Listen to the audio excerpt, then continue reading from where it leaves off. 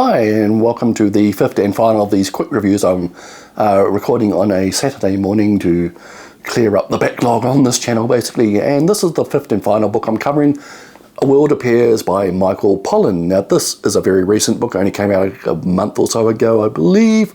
And Michael Pollan is a non-fiction author who has made a career of studying a few items in detail, mainly food, plants and psychedelic drugs and various combinations of that, so psychedelic drug producing plants and foods and what have you. So he's stepped out of his comfort zone a little bit for this one. This is a study on consciousness, human consciousness or consciousness in general.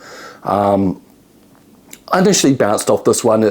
The structure is very cliched, to start with at least. It's very cliched popular science book of the last 25 years, basically meets with a certain scientist, finds out their idea and how it contributes to the various subjects and comments on how wacky or funny they are or their appearance or what have you, and rinse and repeat. Now that kind of annoyed me at the start of the book. I thought that we're going to get something better that's very cliched, and the book also starts with his discussion on whether plants are consciousness, which I thought was an odd place to start the book. It kind of goes on for a little too much. Some of the scientists are interesting. So anyway, I was disappointed initially. I thought this book was going nowhere, but then partway through it opens up.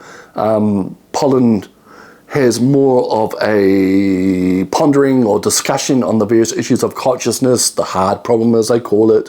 What is consciousness? What is the self? What was the stream of thought?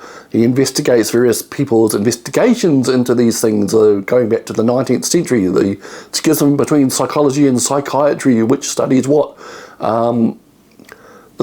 Like I said, this idea of self, does it really exist? Are we creating an illusion? What are we sensing when we have thoughts? Do our thoughts actually happen in words, or are we visualizing them, or are we sensing them?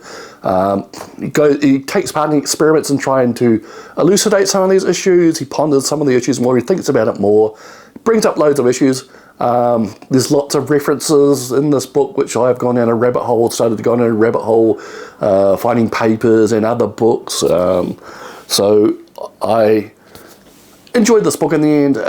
It does get better. Pollan does ponder some various deep and serious issues which will bend your mind about consciousness, reality, maybe, perhaps. What are we creating? Is everything an illusion? Talks to all these people. Some of them are more interesting than others. Some are a bit far out there. There are various tech bro types trying to recreate consciousness and robots and computers and stuff who all seem quite deluded.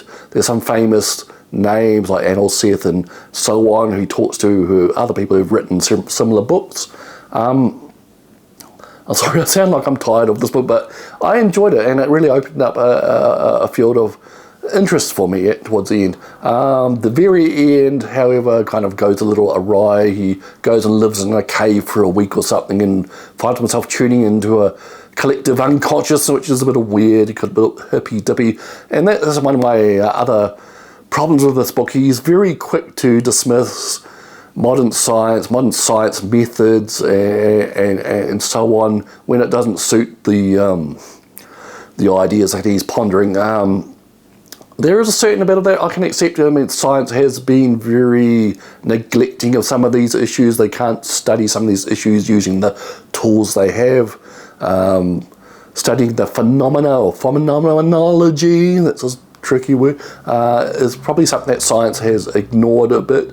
It kind of tries to study underlying mechanisms rather than what people experience and deride theories from the experiences. It otherwise ignores them, and this has been part of the schism between psychiatry and psychology, so on. Sorry, I'm trying to explain this book, it's difficult. Like I said, it's enjoyable. Goes a bit off the deep end a few times, and the kind of pop science structure of talk to this scientist, talk to that scientist, have lunch with this scientist, have a Zoom call with this scientist, does get a bit tiresome, but overall it does broaden your mind. It opens your mind to the possibilities, and I am following, like I said, rabbit holes after reading this book. So that is A World Appears by Michael Pollan. More interesting than it may start, first appear.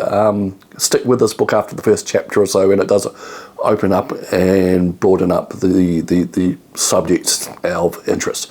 Okay, so that is A World Appears. Okay, so I think that was the last of the 5 books I have reviewed today. Hope you enjoyed these reviews. Hope they weren't too quick and superficial for you.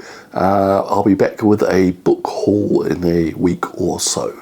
Thank you.